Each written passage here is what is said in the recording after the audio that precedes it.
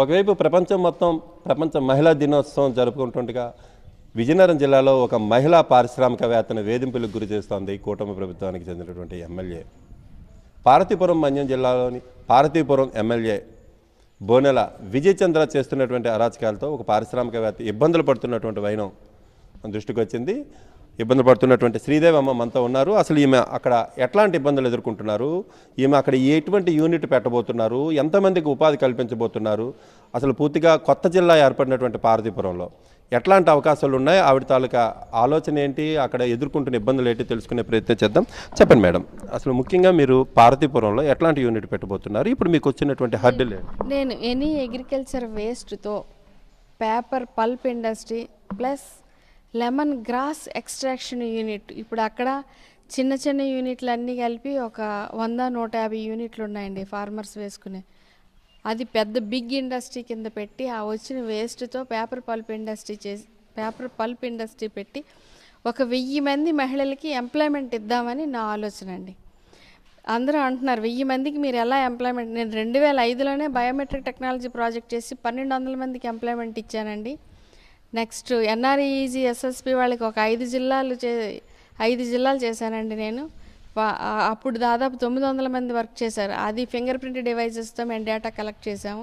తర్వాత ఇక్కడ delimitation, Vizianagaram delimitation వచ్చేటప్పుడు 2008లో 680 మంది 12 లక్షల మందికి ఫోటోలు తీసి ఓటర్ లిస్ట్ ప్రిపేర్ చేసాము. నెక్స్ట్ ఆంధ్ర, ఒరిస్సా, తెలంగాణ ప్రతి ఫార్మర్కి సాయిల్ హెల్త్ కార్డ్స్ ఇచ్చాము. ఇంత బిజినెస్ చేస్తాను. ఇప్పుడు ప్రజెంట్ నాకు రెగ్యులర్గా నడుస్తుంది ప్రింటింగ్ అండ్ ప్యాకేజింగ్. నేను సెక్యూరిటీ వర్క్స్ కూడా చేస్తూ ఉంటాను నేను. సో మా ఊర్లో మా తాత బడి గుడి కట్టించారు. నేను కూడా ఏదో చెయ్యాలి అనే కొత్త తపనతో నేను అక్కడికి వెళ్ళి లాస్ట్ 3 years నుంచి రీసెర్చ్ చేశానండి. రీసెర్చ్ చేస్తే అక్కడ రిసోర్సెస్ని తీసుకొని ఎట్లా బిజినెస్ చేయాలనేది ఎస్టాబ్లిష్ చేశాను.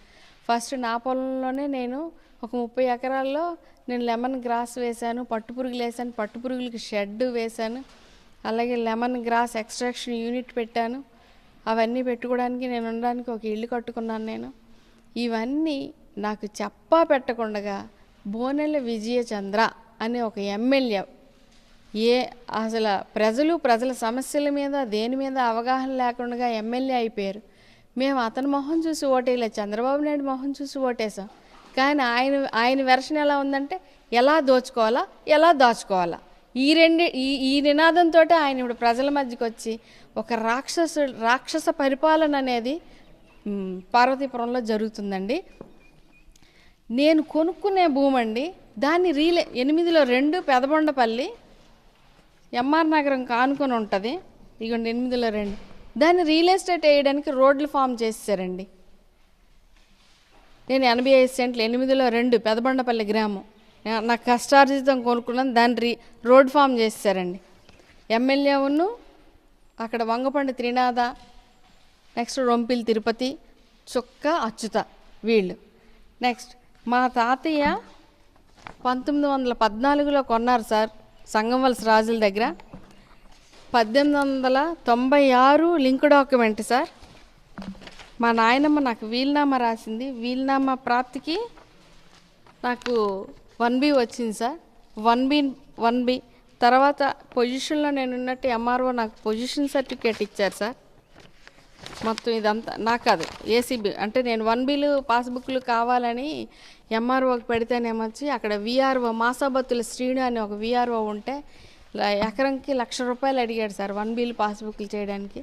కోర్టు ఆర్డర్ ఇచ్చినప్పుడు నేను ఎందుకు అతనికి డబ్బులు ఇవ్వాలని చెప్పేసి నేను ఎంఆర్ఓకి లెటర్ పెడితే ఎంఆర్ఓ ఏమొచ్చి ఏసీబీకి అదే స్పందనలో పెడితే ఏసీబీకి వెళ్తే ఏసీబీ వాళ్ళు ఏమొచ్చి అడిగారు ఇది ఆ భూమి ఎవరు సాగు చేస్తుందంటే ఏసీబీకి ఇచ్చారు నా పొజిషన్ సర్టిఫికేట్. ఈ భూమిలో ఈవిడే ఉన్నారు, 426, 27, 28 సర్వే నెంబర్లు కలిగిన భూమిలో ఈవిడే ఉన్నారని ఇది position certificate sir. VRO, MRO, DT అందరూ ఇచ్చినటువంటి సార్. ఇంత పక్కాగా ఉన్నాయి. నెక్స్ట్ 1900 కోర్టుకి మా సర్వే సెటిల్మెంట్లో రాంగ్ క్లాసిఫికేషన్ పడితే 1914లో కొన్ని డాక్యుమెంటు కొంత జిరాయితీ కొంత రాంగ్ క్లాసిఫికేషన్ పడితే అందులో 58 సర్వే సెటిల్మెంట్లో రాంగ్ క్లాసిఫికేషన్ పడితే 70లో మా వాళ్ళు కోర్టుకి వెళ్ళారు. 75లో డిగ్రీ తెచ్చుకున్నారు.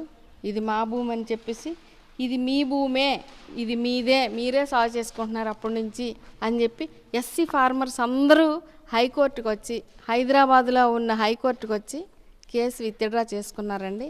ఇది మీ భూమి అని చెప్పి మాకు ఇచ్చారు. ఇన్ని ఉంటుండగా ఏమీ తెలుసుకోకుండా బోనెల విజయచంద్ర ఎలా దోచుకుందామా ఎలా దాచుకుందామా అనే పరిపాలనలోనే ఉన్నాడండి.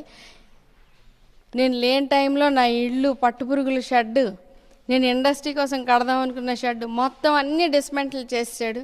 ఇదేం అరాచక పాలన సార్.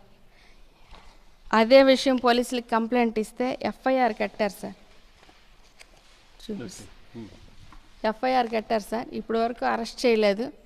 దీన్ని పరిశీలించి చంద్రబాబు నాయుడు గారు ఇటువంటి ఎమ్మెల్యే పైన చర్య తీసుకొని దయచేసి ఇటువంటి డిస్టర్బెన్సెస్ ఎప్పుడు జరగకుండా ఉండడం కోసం నా భూమికి పాస్బుక్లు 1Bలు ఇవ్వాల్సిందిగా కోరుచున్నానండి. ఇలా తప్పుడు రిపోర్ట్లు ఇచ్చి తప్పుడు డైరెక్షన్స్ ఇచ్చిన విఆర్ఓల పైన కూడా చర్య తీసుకోమని మరీ కోరుతున్నాను సార్. నేను అసలు ఎంటర్ప్రీన్యూర్స్కి అంటే ఉపాధి కల్పిస్తామని మీరు 1000 మందికి అంటున్నారు. ఒక పైపు ఏమో ఇండస్ట్రీ ఎస్టాబ్లిష్ చేయడానికి ల్యాండ్ ఇచ్చేసుకున్నారు. ఈ సమయంలో మరి ప్రభుత్వం కూడా ఒకవైపు పారిశ్రామికవేత్తలని ఆహ్వానిస్తూ ఉంది, ఒకవైపు ఏమో ఉపాధి కల్పించిన వాళ్ళకి పెద్దపేట వేస్తామంటున్నారు. దీని మీద మీరేమంటారు సార్? ఇట్లాంటి ఎమ్మెల్యేలు వస్తే ఇంకా ఉపాధి ఏంటి సార్? ఏమీ ఉండదు, అక్కడ డ్రై అయిపోద్ది అక్కడ అదంతా. ఉపాధి మేము కల్పిస్తామని మేము ముందుకు వస్తున్నాం ఎంటర్ప్రెన్యూర్గా, కానీ కల్పించడం అక్కడ ఎస్టాబ్లిష్ అయితే అక్కడ దోచుకోవడం కుదరదని చెప్పేసి భయభ్రాంతులకు గురి చేస్తున్నాడు బోనెల విజయచంద్ర అనే ఎమ్మెల్యే. అసలు దీన్ని ఎలా అర్థం చేసుకోవాలండి? నిజంగా పారిశ్రామికవేత్తలకు అనుకూలమైనటువంటి పరిస్థితులు కాన్స్టిట్యున్సీస్లో కనిపిస్తున్నాయి అనుకుంటున్నారా? మీ ఎక్స్పీరియన్స్ ప్రకారం మీరేమనుకుంటున్నారండి? పార్వతీపురం అనేది వెనకబడిన జిల్లా సార్. అక్కడ కాన్స్టిట్యున్సీస్లో అసలు అభివృద్ధి ఇట్లాంటి వాతావరణం, ఎంటర్ప్రెన్యూర్స్కి మంచి వాతావరణం అనేది ఏమీ కనిపించట్లేదు సార్. నేను మొన్నను ఎంఎస్ఎంఈ చైర్పర్సన్ శివశంకర్ గారిని కలవడం జరిగింది. ఆయనకించి సార్ నేను అక్కడ పెడతాను సార్, 5000 ఎకరాలు లెమన్ గ్రాస్ అనేది రైతులు వేసుకుంటే దాని నుంచి వచ్చే బై ప్రోడక్ట్తో 350 కోట్లు టర్న్ ఓవర్ చేయొచ్చు సార్.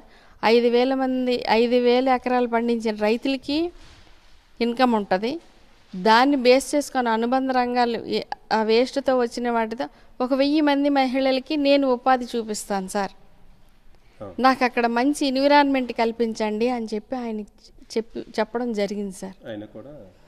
ఆయన చెప్పడం జరిగింది సార్. మొన్న చెప్పాను, ఈరోజు వచ్చాను సార్. ఆయన చూస్తానన్నారు సార్. ఇది శ్రీదేవి అమ్మ తాలూకా అభిప్రాయం. ముఖ్యంగా పార్వతీపురం మన్యం జిల్లా అనేటువంటిది కొత్తగా ఏర్పడినటువంటి జిల్లా. ఇక్కడ పారిశ్రామికంగా అభివృద్ధి చేయాలి అనేటువంటిది స్థానికురాలైనటువంటి ఆవిడ తాలూకా నిర్ణయంగా కనిపిస్తుంది. అయినప్పటికీ కూడాను ఆవిడ ప్యాషన్ కూడా పక్కన పెట్టేసి అక్కడ ఉన్నటువంటి స్థానిక ఎమ్మెల్యేని ఎంకరేజ్ చేయకపోగా తిరిగి ఆ భూమిని ఆక్యుపై చేసుకోవాలని, రెవెన్యూ లిటిగేషన్స్ అన్నీ కూడా వెతికి మరీ ఆ భూమిని స్వాధీనం చేసుకోవాలని, అక్కడ పెట్టబోయే ఇండస్ట్రీని అయితే పూర్తిగా తరిమేసే ప్రయత్నం చేస్తున్నారు. ఒక మహిళా పారిశ్రామికవేత్తను నిరుత్సాహపరిచి ఆమెకు లీగల్గా స్థానికంగా ఇబ్బందులు గురి చేసేటువంటి పరిస్థితి కనిపిస్తుంది. మొత్తం మీదుగా తీసుకున్నట్టయితే పారిశ్రామికవేత్తలకు ఒకవైపు పిలుపునిస్తున్నామని కూటమి పెద్దలు చెప్తున్నప్పటికీ కూడా గ్రామ స్థాయిలోని నియోజకవర్గ స్థాయిలో చూసినట్టయితే వీళ్ళని తరిమేసే పైన జరుగుతుంది అన్నది